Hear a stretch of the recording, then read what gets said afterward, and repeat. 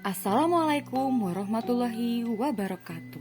Wilujeng sonten palawargi patepang deui sareng Sifor hiji genep hiji 7 FM nuka hiji Nusarerea. Patepang sareng sim kuring Agnia Nurmariska anu bade ngadugikeun warta ngeunaan banjir di Bale Endah. Sababaraha minggu katukang, daerah Bale Endah Kabupaten Bandung kakenaan purupi-rupi musibah.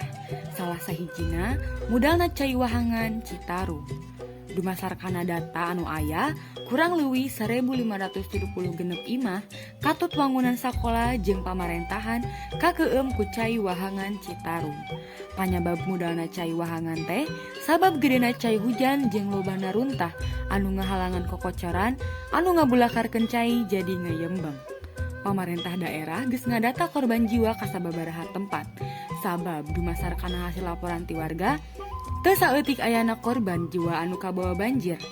Masyarakat Kota Bandung ngarasa prihatin ku ayana musibah eta. Masyarakat oge ngayakeun tarekah ngumpulkeun warga keur sumbangkeuneun ka warga anu kakeunaan musibah eta.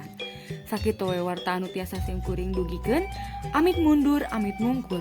Wassalamualaikum warahmatullahi wabarakatuh.